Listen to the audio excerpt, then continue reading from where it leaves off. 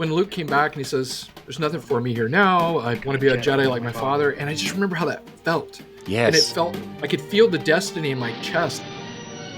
When you're literally 8 years old, that kind of thing just gets locked into your head. All of us who are old enough to remember this, that first movie was absolutely seismic.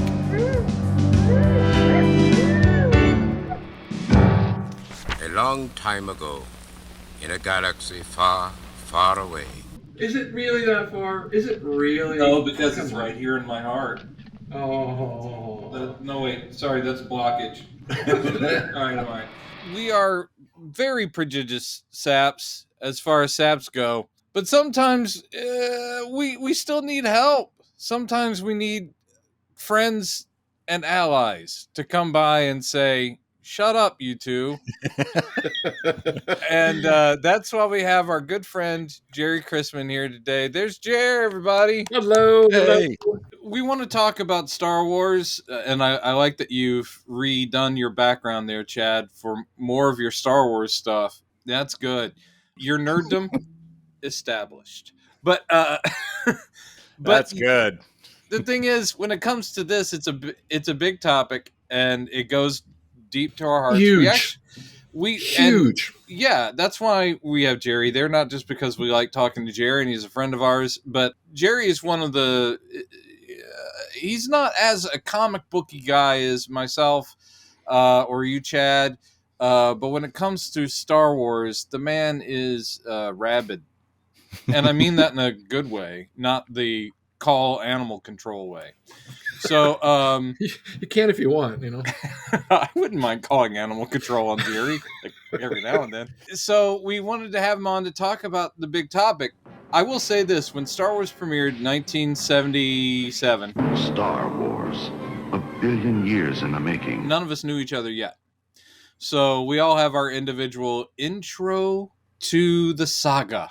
Yeah. So like we did with the Beatles, Chad, which was, we just talked about what the Beatles means to us and all of that. Well, this is unique, and unlike the Beatles, we were actually around when Star Wars began. As our mutual friend Paul said before, the Star Wars was kind of like the Beatles for our generation, because it was such a huge event. It was something.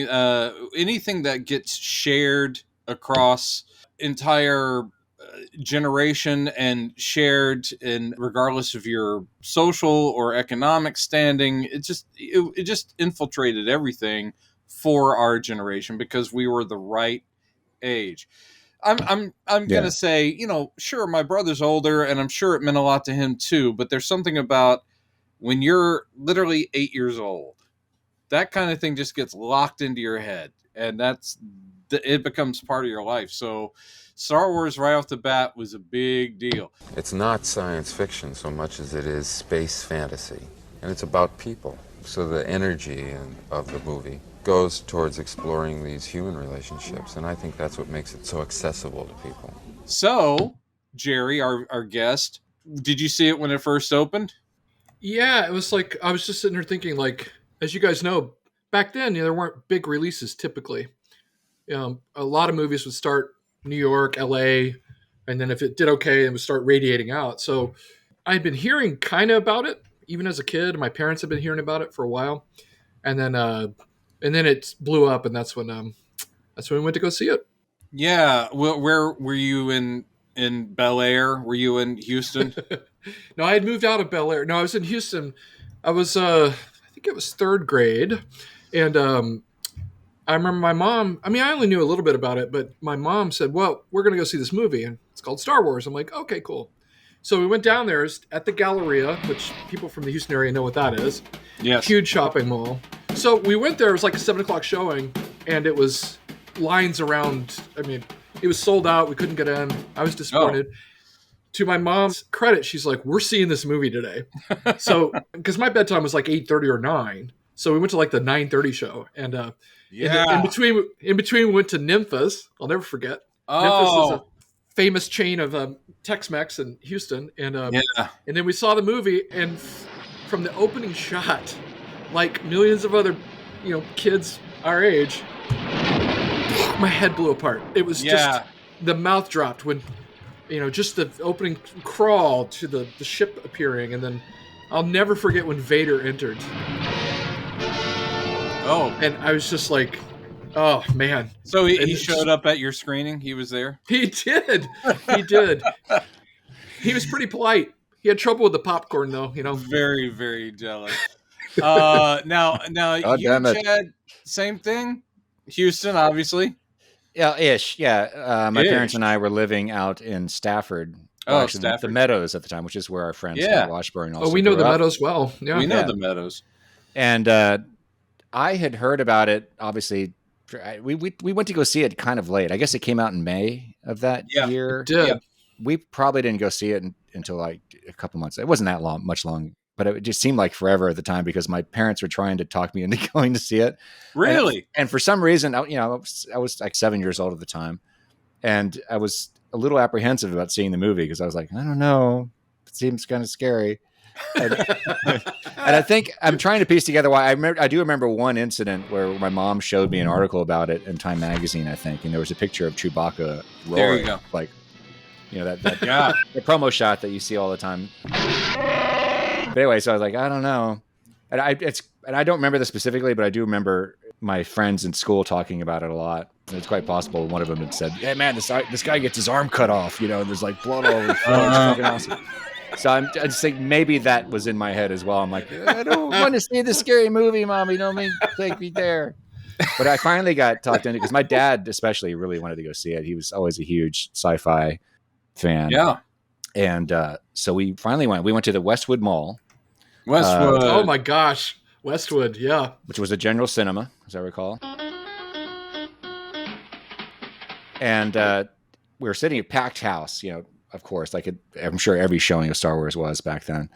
And my dad, I think, was more excited than any of us. He's just like, and I remember him overhearing a conversation behind us of somebody saying, "Oh, this is my third time seeing it or fourth time." And Cool. Dad kind of went, "That guy just said he's seeing it for the third." And that was back then. That was really unusual. That somebody would go see a movie more than maybe twice. It just wasn't a thing. So that sort of piqued our excitement even more. But of course, I realized as soon as it started that my fears were completely Dumb. You had dumb not fears. unfounded, and I was absolutely entranced. And I went home that night because I was really into doing these picture stories at the time, sort of like comics. So they were like one panel comics. I'd take a legal pad and draw a panel, do the next page, do the next one, and You so started drawing Star Wars? I drew my own revision, like a paraphrase of the saga called Moon Wars. Yep. There you Where go. instead of Luke Skywalker, it was Luke Mousewalker. And it was Darth Rabbit instead of Darth Vader. His ears kept popping out of his helmet. Little animal theme. All my you stories are like that. essentially are doing what Zack Snyder has done with Rebel Moon. Anyway, so Way That's too much another exposition. podcast. That's another podcast. as far as myself, I don't remember when, and I'm foggy on where. Well, good night, everybody. No, the thing for me is I remember the watching of it, but going in, I just remember the line, and I remember we were next to the poster for a long time waiting to go in. And so the first thing, again, I'm Mr. Comic Kid. I'm just looking at the art before we even go in, and I'm like, I can't even imagine what this is going to be. Look at this guy has a light sword. Look at that helmet on that guy. This is so cool. So I was totally pumped. And then I go in and the movie meets all those expectations, and it's nothing I've seen before. At that point, what did we have as sci-fi? We had reruns of Star Trek. Space 1999. Had that even kicked off? Because I think that was... Yeah, 75. 75, okay. So, I mean... Oh, wow. Yeah, okay. But, I mean, we didn't have a lot, and certainly nothing that rollicked, because Space 1999 is so boring. I mean... It really is. As a kid, I gave it a shot, but it was a bunch of middle-aged people in ill-fitting outfits, and they were just walking around the set going like, uh-oh, we've lost a seal on the moon base. Man, I remember that episode. Yeah. Like, uh-oh. Oh, we have no breathable air. Every line started with "uh-oh." Yeah, that was the. Uh-oh, that's an alien chick that we brought in because our ratings are failing. Uh-oh, she can turn into a panther. Anyway, I wasn't a fan, even though I did still to this day think the ship was cool. You're right, Jerry. You're absolutely right, because I'm remembering now, I've got the making of, like that big day-by-day book about the making of the first film. And the Millennium Falcon was almost based on that Yeah. ship from Space in 1999. Not this ship, sister. Oh, I'm so glad they went back for another take on it. What a piece of junk. So yes, it blew my mind. I'm sure Robin was the same way. You know, Robin, I try to edit out of most of my memories, but it's quite possible that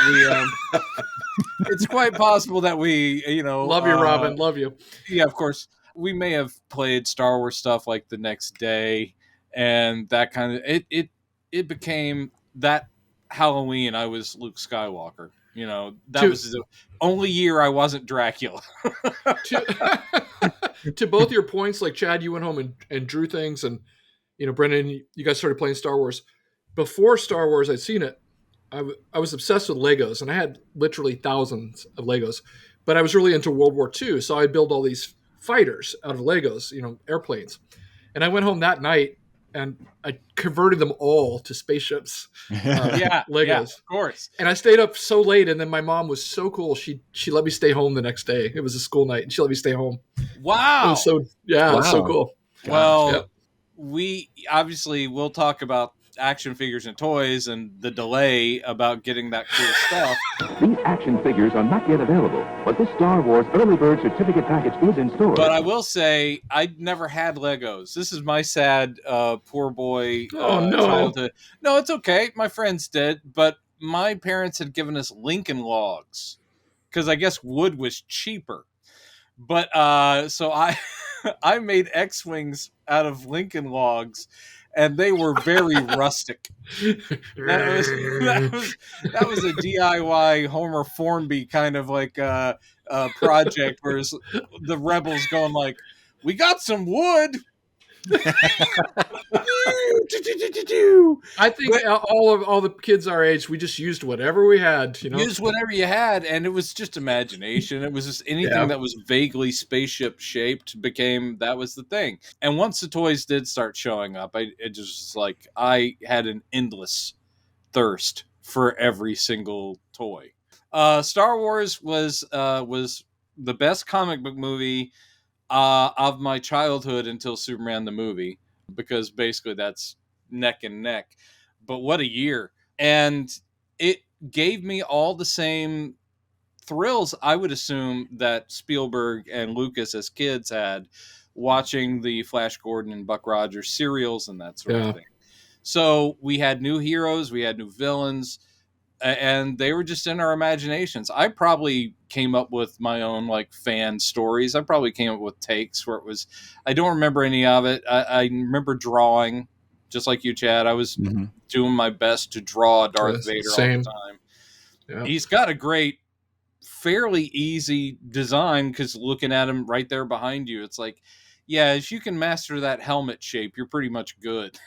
But yeah, no, so it was all I wanted to think about, and the mysteries that it set up, because one thing that was great about Lucas, not a great writer, but since he knew he had to take that huge original story he had and, shave it down into like an 80-minute movie or whatever, he left stuff in that he wasn't going to be able to answer.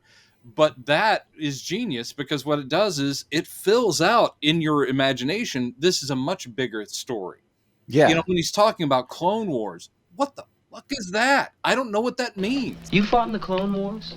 Yes. I was once a Jedi Knight, the same as your father. It's like, your father was the greatest pilot I ever flew with. And I'm like, the old dude flew? When was this? It was during a war? All that kind of stuff. You sit there going like, I need to know more what this is. Before the dark times. Before the Empire.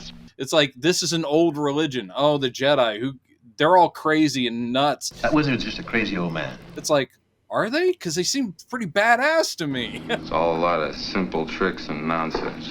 And even Darth Vader being such a badass, having to deal with like corporate empire shit where they're like going, you and your sorcerer's ways, where they're like mocking him. And I go, he's the baddest motherfucker around. and they're being totally disrespectful. They are sassing Darth Vader. Your sad devotion to that ancient religion has not helped you conjure up the stolen data tapes. But it's all of that because you sit there going, an even more tight script would have gotten rid of a lot of that, and it would have just been very basic. Like, we have to get this thing, we have to blow up that thing, done. Instead, what he did was he gave us as if we had just been dropped into that universe. It's like he gave us hints. Yeah. That, of course, if there had never been any other sequels, there still would have been fan fiction. There would have been novels. People would have been going, hey, I remember when they dropped that thing about Clone Wars. I came up with an idea for that. That's a thing that we are, all of us who are old enough to remember this. That first movie was absolutely seismic, and what the effect that it had in all of our lives.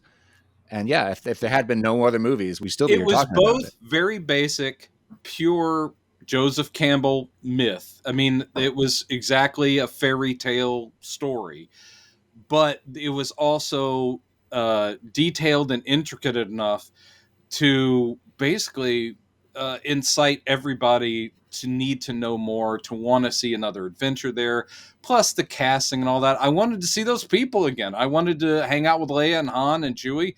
Man, Han and Chewie, come on. What kid isn't going to sit there going, I want a Wookiee pal? Well, you said it, Chewie. By the way, make that the name of this episode. I want a Wookiee pal. Come here, you big coward. Chewie, come here. And some of the first tie-in merchandise I ever got, as I told you, Chewbacca socks. Yes. I had really? Yes. Chewbacca. What were they furry? Were they? No. They were like normal athletic tube socks, but they had like an iron-on weirdly on the sock of Chewbacca's face with the logo and that kind of thing. And I was like, yeah. Wasn't that cool? It was so great, wasn't it? To have? It was on everything. I mean, and I had Star Wars T-shirts. I had the lunchbox. I mean, even before the action figures came out, I was, I found it in that Sears catalog.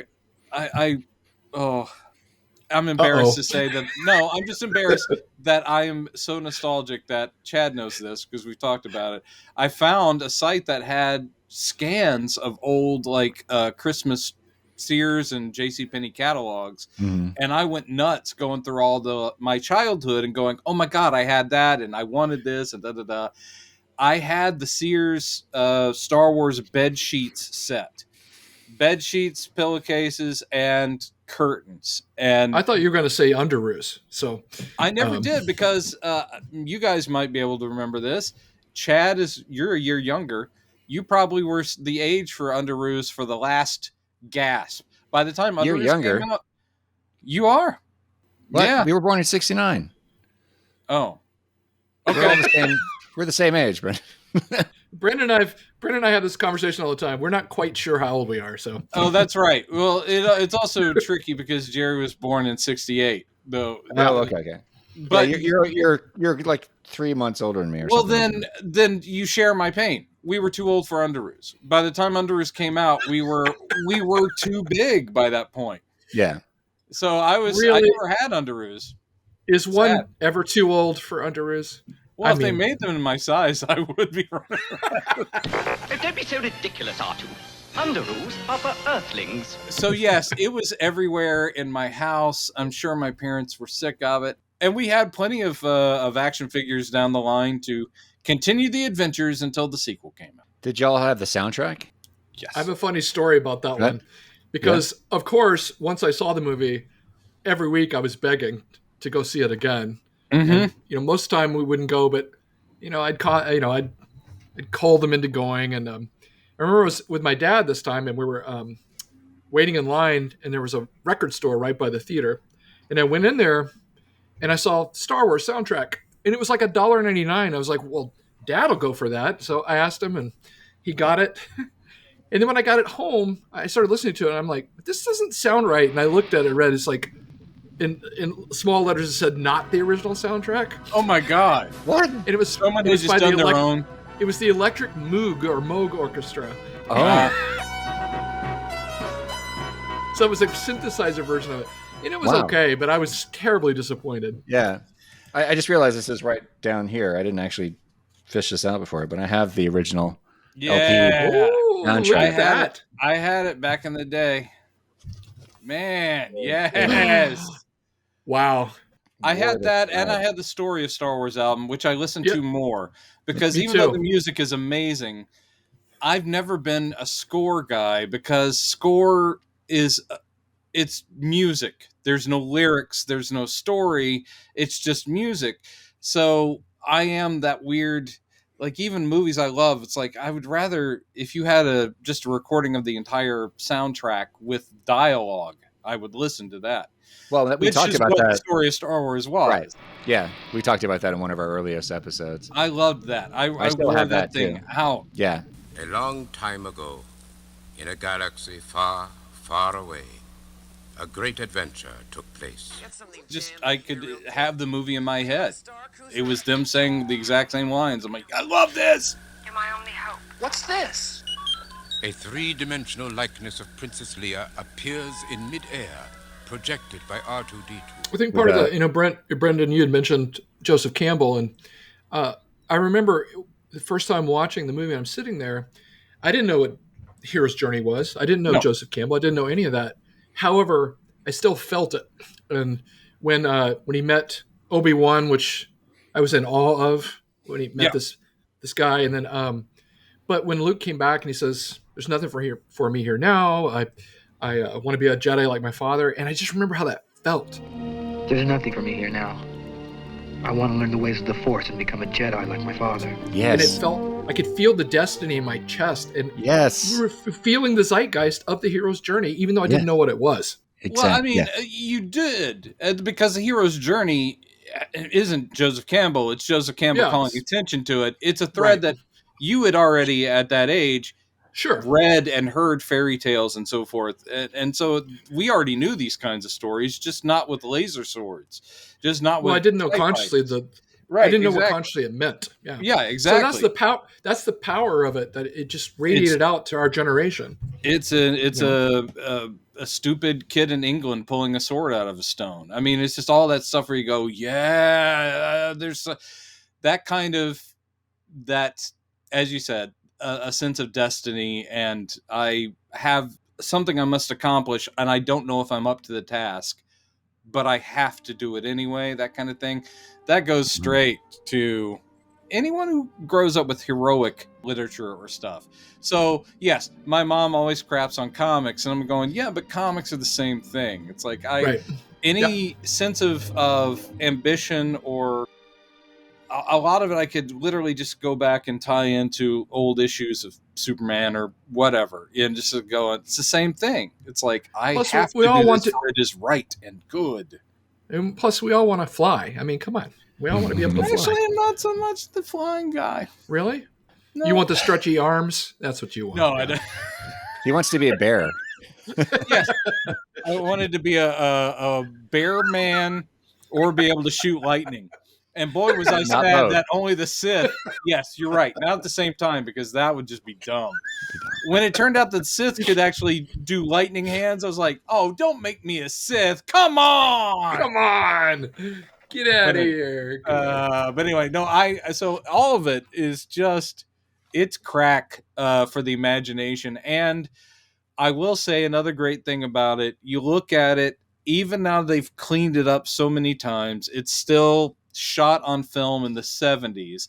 So even the remasterings, the prequels and the sequels do their best, but there's a lived-in quality. We're doing it on the cheap, but it looks real, because everything looks like it's beaten up and weather beaten and all that sort. And you sit there going, yeah. So you really are put in a different place. It's not as clean and as a lot of fantasy stuff. That was another big thing, was just how the ILM guys, when they're doing their original effects and so forth, Lucas was like, I want everything to look like it's an old car that's barely on its last legs, but can still do it when you need to. So like the Millennium Falcon being scorched and oil streaks on the X-wings, and it's just like, I love everything about it, because that makes it a real place. And it's cheesy. You go into the Mos Eisley Cantina and you can tell it's like, we'll just pull every, Halloween mask out of the room and put it on people. But all in one place, just this idea of a meeting place between all these alien species. And there's a blonde-haired California kid coming in, just like going like, "Oh, geez, this is pretty cool. Oh, you droids have to stay outside. We don't serve their kind here." What? Poor droids. Even as a kid, I was like, "Why? Yeah, but droids, are they the troublemakers? Right. We don't deal with droids here." I'm like, but they would be the calmest people in the entire place. And what are they going to drink? What are the droids going to drink? Well, thank God they told us about that in Here, droids are served nepenthe. What's nepenthe? Well, that was another example of this just unprecedented world building that was going on in that one movie, because this idea of just showing you the trappings of the place and creating intrigue without kind of driving you mad with unanswered questions too. It's like, oh wow, this is fascinating. You're in the world, and oh no, droids, no, outside. Yeah. So why don't you wait out by the speeder? We don't want any trouble. I heartily agree with you, sir. Plus, John Williams deserves crazy amounts of respect and so forth. And he needs it. He's been overlooked. It's a joke. But I mean, that Cantina band, they fucking rock, man. Yes.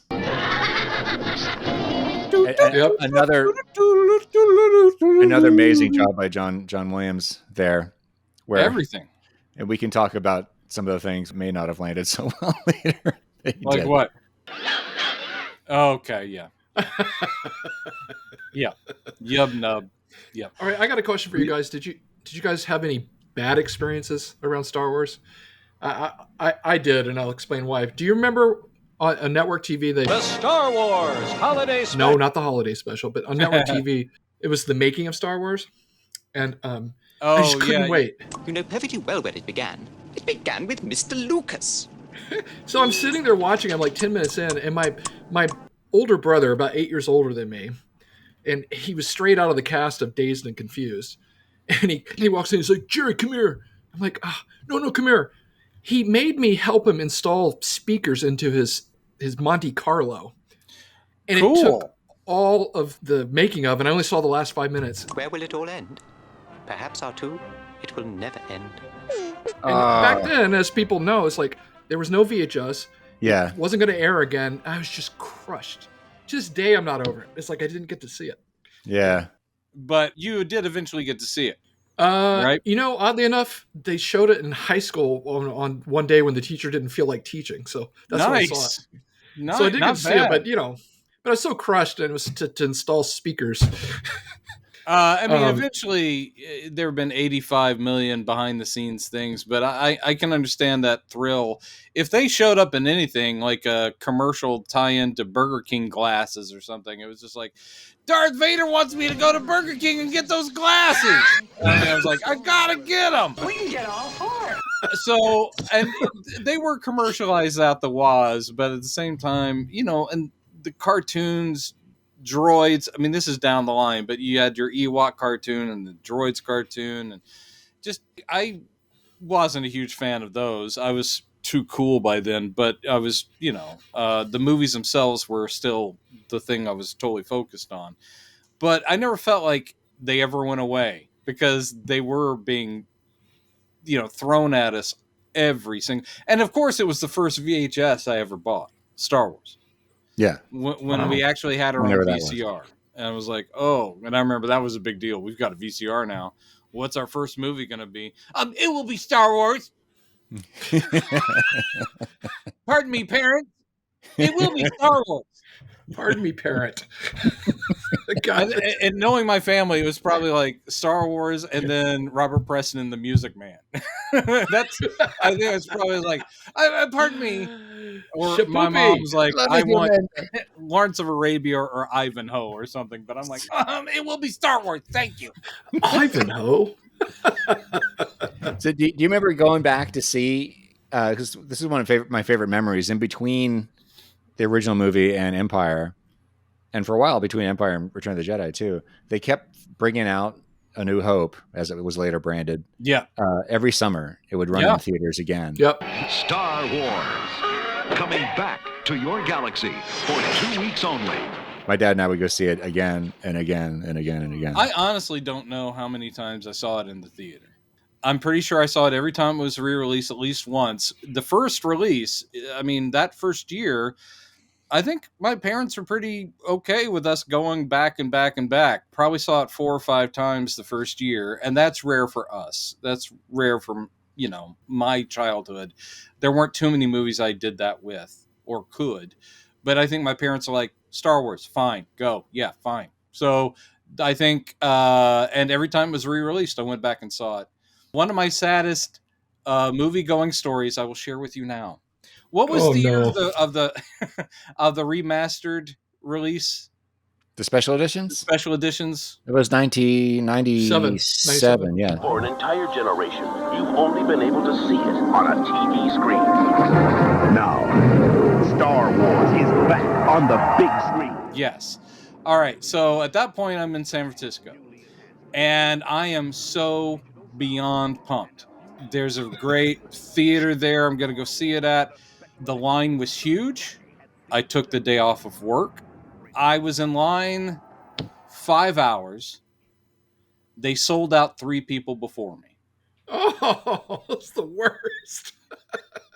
3, and they're like, sorry, that's it. I was like, for the whole day? Yeah, the entire day is sold out. I was like, oh, God. So I went back to work. I went to the Virgin Megastore. They weren't going to go, fine, clock in 3 hours late. So I didn't go back to work. I just went back to hang out. And they're like, dude, what are you doing here? I was like, they sold out, man. They sold out. I was like, you guys doing all right? Cool. I'm just going to go home now. Cool, man. Well, do you want to know what happened? You're a dick, Jerry. I did eventually get to see it in the theater, and the parts that I liked, I still like. The parts I didn't like, I'm like, geez, we've talked about that before. It's like I don't need to see Jabba the Hutt, and I don't need to see Han stepping on his tail. Come on, stepping up. The blurred Han. That was totally. That was time well spent. I was lucky enough I was living in New York at the time, so when the special editions came out, Ziegfeld used to show, when these big event movies would come out, all the special editions, they would show it almost 24 hours. But outside the Ziegfeld Theater is the real show, Return of the Dorks. Because probably one of the reasons was it was only tickets that were available. I would go see it like at 4 a.m. or something like that, and then just stay up all night after that and go to work. Chat, I got to ask you, were you wearing pants? I was wearing pants. Okay. Oh, thank goodness. Woo. All I can think is New York cinemas, 4:00 in the morning. Not a lot of pants in there. Not a lot of pants. That's true. Not a lot of pants. Chad, there are times where I'm convinced that only you and I are the only people in the world awake in the world. Yeah. But I was happy to do that. And those were great experiences. And it was so neat after so long seeing the movies again in the theater with audiences. One of my favorite memories from that first time I went to go see it, A New Hope at Ziegfeld, the scene when Vader leans, I find your lack of faith disturbing. Or giving you clairvoyance enough to find the rebels' hidden fort. I find your lack of faith disturbing. And the guy in front of me goes, oh, shit. And I was like, it was great to have that experience as an adult, with other adults who grew up with the movie as I did, because that's not something anybody would have said when I was in high school. Probably not. Younger. No. Oh, shit. This is great. Well, the thing I love is that and it has a lot to do with the age you first see something, that even if you've seen it 12,000 million times, it can still, moments will still have that effect. Yeah. Where you sit there going that still gets me, or this still gets me. So I can almost quote it from end to end, and yet I can still like go, oh, or yeah, all the little stuff. It's just amazing that, and if there are movies I see now that I'm amazed by, that are great films, that the second viewing, I'm then taking it apart and going like, oh yeah, no, I still like it, but no, that thing is, it's because of the age. It is part of us to the point where I'm still worried about, Aunt Beru. Uncle Owen and Aunt Beru. It's like, oh no, no. They got a raw deal. They got not raw, well done. They got a well done deal. Hey-o. Hey-o. No, I know what you mean, Brenda. Like, there's still parts of A New Hope that still just resonate. And my absolute favorite part is there's a moment where it's the last run in the trench, and all of a sudden, someone, I can't remember who dies, and it's just Luke. Yeah. And there's a shot of him where he realizes it. Yeah. And that's when he decides to trust the Force. It is so powerful, that moment. Yep. Use the Force, Luke. You got to trust your feelings, Jerry. Oh, I do. You got to turn off your targeting computer. Luke, trust me. Man. Every single beat of that scene is just absolutely incredible. Every single beat.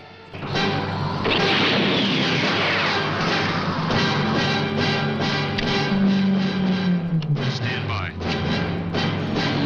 Yeah, and I think originally they weren't going to blow up the planet. That was added. That was kind of I believe a late addition. So it was just they were just attacking the Death Star. The Death Star has cleared the planet. I can't remember. Came with the idea of making the Rebel base being threatened. Rebel base in range. You may fire when ready. Oh, That's yeah. my understanding. Yeah. So that made it even, of course, that upped the tension. But also too, the other shot too, where the X-wings go down the trench. It's just like Beggar's Canyon back home. I remember that felt like a roller coaster in the theater. Yeah. Incredible. And when we got the not so great vector graphics game, it was still like, this is as close as I'll ever get. Oh, I love that game. Yeah, God. that was one of the, if not 'Cause it the talked. first, it was one of the first. Yeah, it talked, but it was also one of the first cabinet sit down games. I know there was a stand-up version. That was the one I played, was a stand-up, but yeah. The one I remember was the where you sat down and the speakers were right behind you. So when Obi-Wan is telling you to trust your feelings, I'm like, I'm gonna do it. Let go. I never I didn't do well. I was not a good Luke. I didn't matter how many quarters I put in. I don't think I ever saved the universe. Oh well. That's okay. But thanks, man. Thanks. Do you remember what it was like seeing the next two movies when we were kids, when Empire came out? I mean, I loved all three of them. It's just that Empire, that was one of the first also sequels that I myself was familiar with. I mean, maybe people of another generation still going like, "There's a Godfather 2?" But for me, it's like I get more, and it's the same with Superman 2. I of course remember it's like I get to return with those characters and see a new story, and Empire is so heavy. And it has some of the best things in the entire trilogy. And some people think it's the best film of the original trilogy. And I can understand people who believe that. I get it. Spoiler alert. I just couldn't accept that Vader was his father. I just refused to believe it. It's not true. That's impossible. It took me a long time to accept it. Really? No, I thought it made perfect sense. Even as a kid, I was like going like... I didn't want to believe it. Search your feelings. You know it to be true. Well, this goes into the stuff that we would talk about of those different ages we were. Because I remember when the first movie came out, we had these stupid debates about whether Darth Vader was a robot or not. Like, oh man, he's totally a robot. I'm like, no, he's not. And then after that, I was like, well, surely he's lying about being his dad. That's me too. That's what I thought. That was what went back and forth for 3 years in between. Wow, I totally bought it. I just thought I thought that was dark, but I was like, oh no, that makes sense. And I just love the whole yeah. Yeah. Luke You okay, Brendan? He was having as hard a time as you were believing that, Jerry. That doesn't make sense. That's ridiculous. That's ridiculous. Because they didn't tell him until like the last minute, apparently. Yeah, he was the only one on set who knew. And he handed me the piece of paper that said, "I am your father." I was shocked. I said, "Is that true?" He said, "Well, you search your feelings, and we're going to play it like that." So, oh my gosh, Dad Vader. I think the original line was, "This outfit is chafing me." That was the original line. Obi-Wan killed your father, I think, is the line that David Prowse had been told to say. The way we filmed it, Vader said, "You don't know the truth. Obi-Wan killed your father." Well, it works regardless. It was a gut punch, and a cliffhanger. Yeah, the cliffhanger. Han gets frozen in carbonite, and I'm like, what? No. Yeah, it's like, come on. Chewbacca's howl, man. That's a thing that I felt in the theater.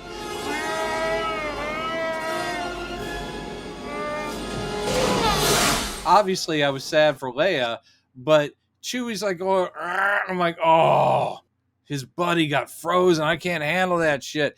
Boba Fett walking off like, he does. He struts. He swaggers when they're pushing the thing, and he's got his gun up. He's kind of like, yeah, I'm getting paid. I'm getting paid. Chad, you'll appreciate this. I saw it at the West Alabama Theater. That's where I saw Empire first. Yeah, that's where I saw it too.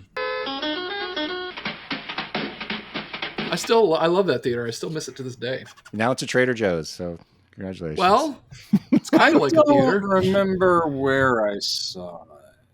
I have a hard time remembering where I am. I can't remember my last thought, so it's okay. I remember where I saw Return of the Jedi, too, several years after that, and that was the Maryland 3. Oh, Maryland.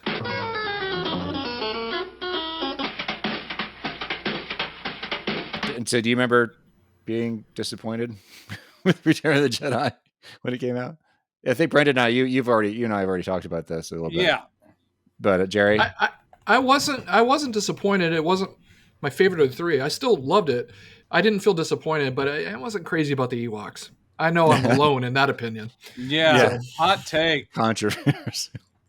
The thing Sorry, is I didn't mean to bring that to the concepts are all fine. I wish, and I do respect the fact that Lucas still is sitting there in his mind seeing this as the third, just like the first, is aimed at like 10-year-olds.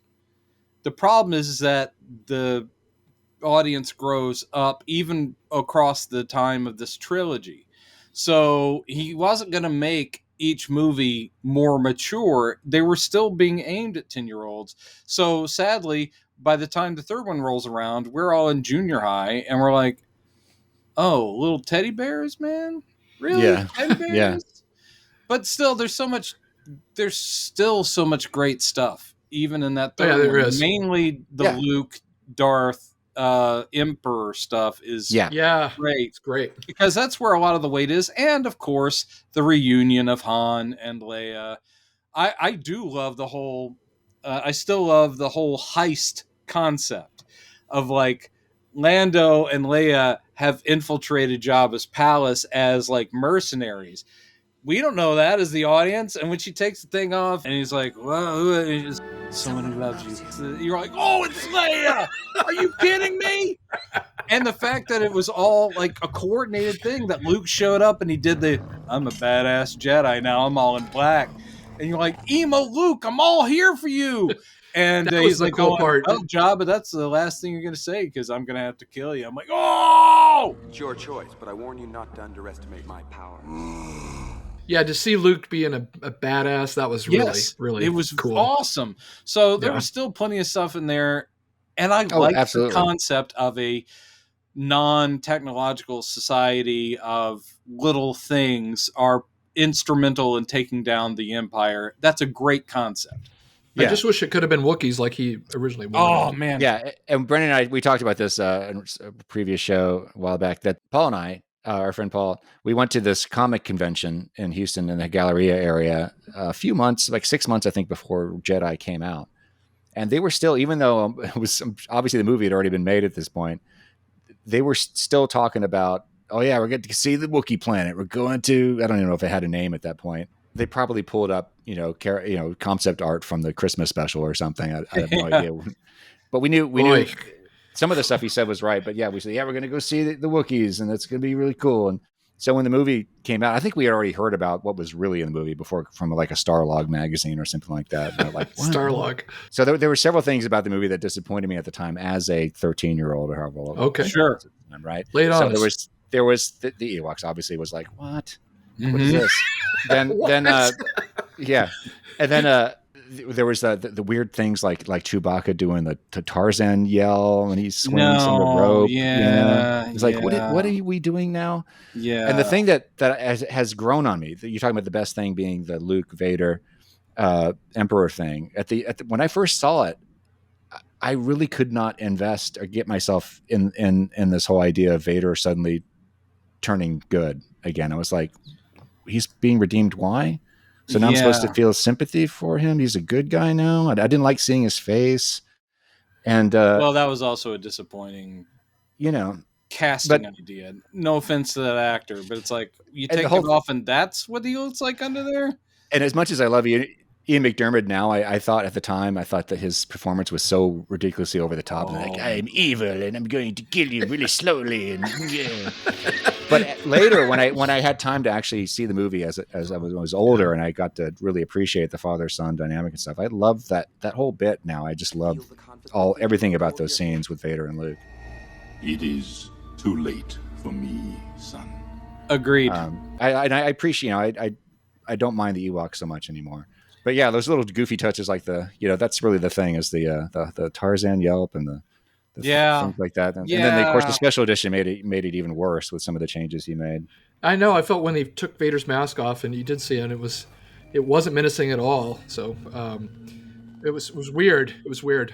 He was like Captain Kangaroo under the mask. It was a bad idea. I think I think that was a choice. The problem is that we've had years to imagine, but I think they wanted it to be someone under there that looked so human that we could accept that as being Anakin Skywalker, being Luke's father. I'm sitting there, and again, for instance, we just on one of the podcasts I do with John and Robin, which is about Vincent Price movies, we just did The Abominable Dr. Phibes, which was one of my all-time favorites, actually films, not just Vincent Price films. I love that movie. But he's got this, when they pull all his prosthetics off and he's got this like skeletal, I'm like, that's what I kind of wanted, Anakin to look like, because the corruption, the Emperor, we do find out later that physically is like an external, this is what going to the dark side makes you look like. Plus, we do know that Anakin is mostly cyborg and so forth. So having a roly-poly, like white-faced, bald-headed dad figure in there going like, oh, that's better. I'm dying, son. Like, no. It was really strange at the time, yeah. It should still be scary, but if you play it right in the eyes, will still go, this was your last gasp. You found your way back to the light. That's nice. And then if his Force ghost is like, hi, I'm happy. Great. Fine. Even if he doesn't look like Hayden Christensen, I would have been down with that. I'd always hoped they'd used. I was hoping for Buddy Hackett when they took the mask off. The show is better. Thanks, guys. Because it was really. Oh, shapoopy. Shapoopy. Shapoopy. Shapoopy. Shapoopy. You're gonna try to get me. Apparently, in the Star Wars universe, it's real easy to be forgiven too. Like, I murdered a million people, but come back to the light. We're good. All good. I know. It is a little. I mean, that's a little bit of like Judeo-Christian thing. It's like no matter how bad, if you are genuine and sincere at the end of your life, and you go, "Oh, I'm so sorry. I didn't mean to do all that, and I beg your forgiveness." Yeah, you're fine. Apparently, you get to hang out with Obi-Wan and Yoda forever. I did like later in the Star Wars Disney television series, where sometimes a line would throw in about like, oh, Alderaan, you murdered, my entire family with Alderaan blown up. I love those callbacks. Well, anytime that the nice thing about having other material, as in TV shows, the cartoons, and so forth, is that those are chances to fill in some of that and to remind people of the weight of that. Because even in a cartoon series, they can sit there going like, do you understand that what he did was this horrible thing and how many people paid for this? And you're like, yeah, no, that's awesome. Because you should never just go, cool villain, man, with that cool sword. That's all. And one of the things I loved about Rogue One is that we finally got to see him, because effects have gotten so good, being terrifying. Mm-hmm. The whole thing of him going down that corridor and literally just tossing people left and right and cutting through them like cheese. You're like going, I've always wanted that. I've always wanted that, because he's a stately villain in a lot of the original trilogy. Yeah. I mean, we see him choke people out. We see him levitate and move stuff, but really just laying waste to people. I was like going, damn, that's necessary. We kind of need to see He's only in the New Hope for like 12 minutes too. On screen. Excellent minutes, I think you meant to say. Oh, I did. By the way, I love him in A New Hope. As a kid, the fact that he's going to get in his own TIE fighter and go after him. His special. As a kid, I was like, holy fuck, you messed with He had his the own wrong hoopty. guy. Yep. Yeah, he has his own hoopty. He's like going, I got this. Stay in attack formation. Which again, even though people claim it's like Lucas didn't know he was going to make him his dad, I'm sitting there going, then why is he called Dark Father? That's what his name translates as. And then he is the guy in the TIE fighter. So he's a great pilot as well. I'm sitting there going like, we've already established all that in A New Hope. It's not a big jump, guys. Luke's just not a farmer, Owen. He has too much of his father in him. That's what I'm afraid of. Oh, man. What's funny too is I love every second of that movie, but it's so funny that when Han swoops in, Darth Vader's initial reaction is, what? What? Oh, it's your little friend? Oh, shit. The force works so well for him there in that moment. But I remember like when Han was leaving, I remember being heartbroken. It's like, Han, come on. Taking his money and leaving. I was like, you can't leave. Well, take care of yourself, Han. But I guess that's what you're best at, isn't it? And he ultimately did. You got to stick around long enough to get a medal while your buddy stands there and growls because he didn't get jack shit. Nor did I know. Yeah, I think that was something that I don't necessarily think it suffered, but I think that was probably meant to harken back to the fact he'd lost his friend. Biggs had left earlier in the movie originally. I may never come back, and I just want someone to know. What are you talking about? His original big brother figure. Yeah. So Han was like his new big brother. He's like, man, everybody's leaving me. I guess I won't see you. Maybe someday. I'll keep a lookout. Yeah. Well, he did hook back up with Biggs, but Biggs dies. Biggs dies anyway, yeah. But I think this is before he ran into Biggs. Yeah, he doesn't see Biggs until they're going to the ships. That's why they run in. Hey, Biggs! There's that big reunion that happens. Yeah. But they put that back in for the special edition. Yeah. Just not the original scene where they're hanging out on Tatooine. But there was a lot of firing earlier. Hey! I tell you, Luke, the rebellion's a long way from here. This planet, big hunk of nothing. Right. Tatooine. Some of those scenes I'm glad they cut. I'm glad some of them were really bad of his friends. Yeah. Oh, yeah. Like he was wearing a Gilligan hat.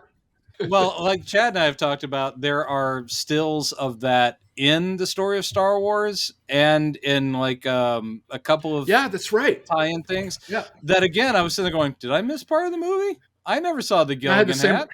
I felt the same way. And then even in the novelization, there was some extra information. Yeah, I was like, oh, that's really the only reason. Where did I put it? Oh, it's right here. It's right there. The only reason I knew the name. They don't even. They didn't even say in the movie. They don't say Tatooine. It's only in the things like that. It's like, how do I know that? It's because it was in here.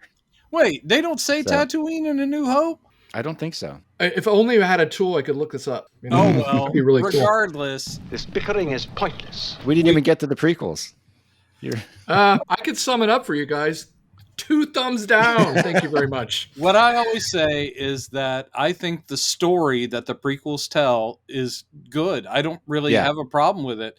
I have a problem with no one editing George Lucas, because they could have been so much better. It's like, hey, first movie, Phantom Menace. I remember walking out feeling so disappointed, yet there were some cool things in it. I'll always say there's cool things in there, but it's not a good movie. He needed someone to say, pick a central character, which he did not do with the first one. That's a big problem. Yeah. Also, humor. Your humor has not worked, in any of these, really. You got lucky with an Anthony Daniels, to tell you the truth, who could deliver some of those C-3PO lines.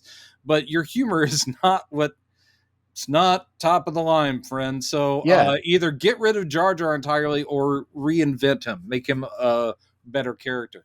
So I actually was one of the first people to see Phantom Menace in the U.S. because I won tickets in a contest. Yeah, I know. Exactly. And it was a midnight showing. I was actually on that booth while they were filming. I don't mean to brag, but when me and George went to the screening together, me and Boss, whatever his face name was, Ooga Booga Dooga Dugga, we hung out, and it was great. And I saw some pictures somewhere from, I don't know, I'll look them up. Two things. One is that is a spot on impression of me, and two, be quiet.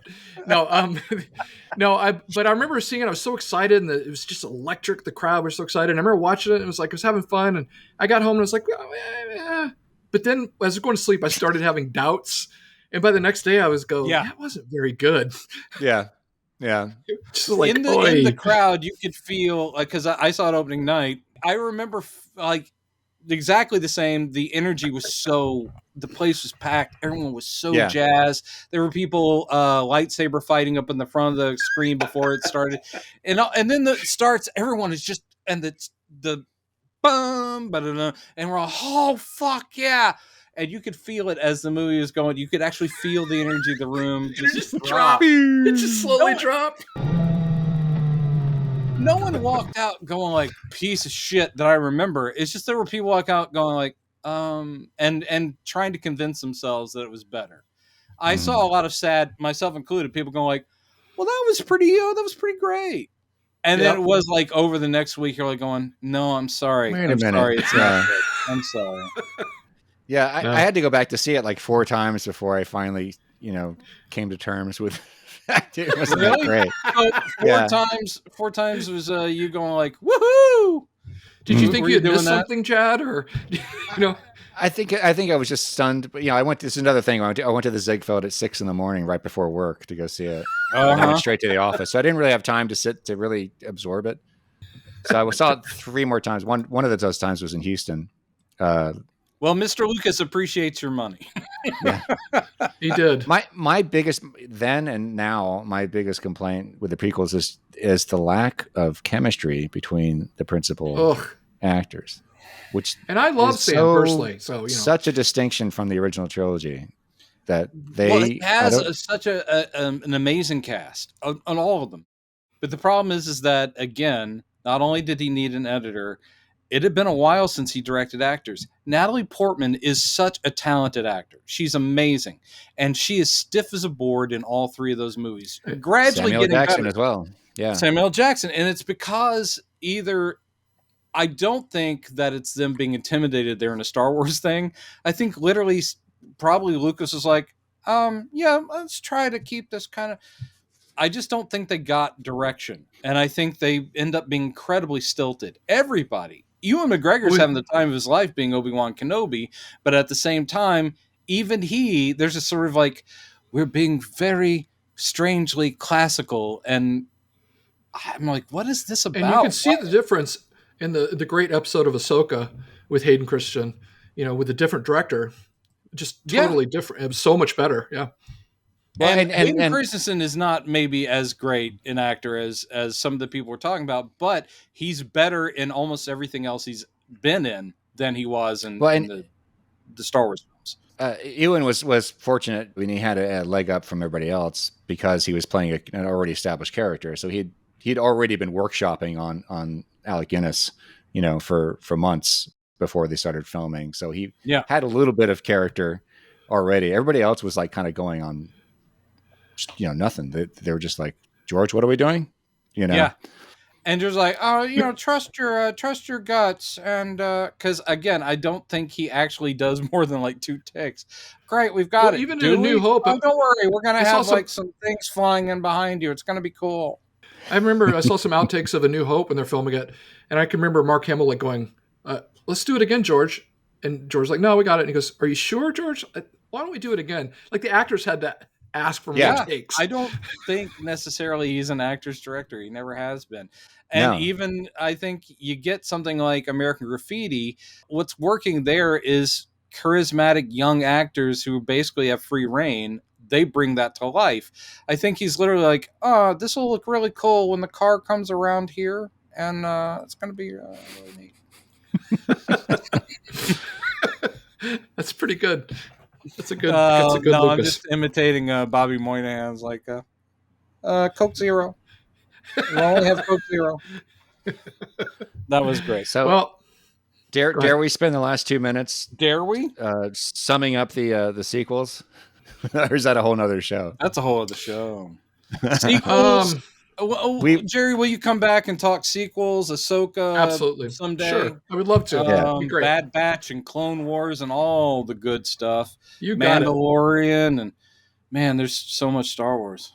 That would be good because this is. When we were children, and there was a movie. Mm-hmm. There was a movie and 5 television stations. And 5. Oh, cha-chunk, cha-chunk, cha-chunk. I remember having pliers to turn the channel. Me too. Because the knob had broken off. Oh, we are old.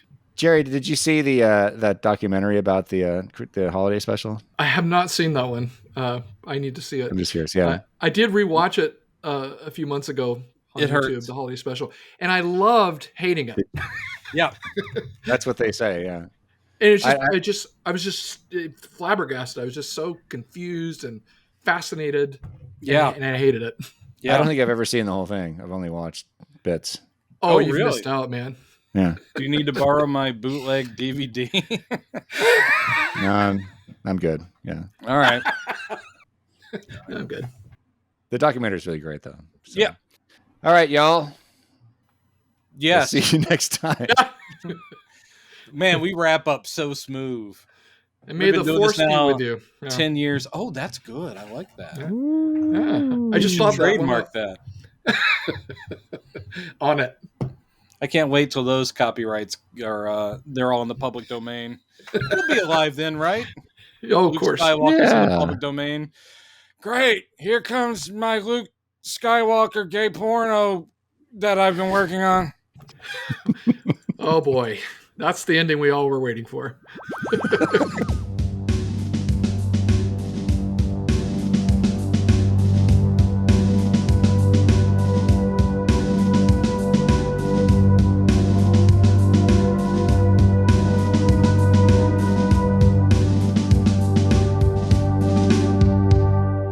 Pardon me, parents.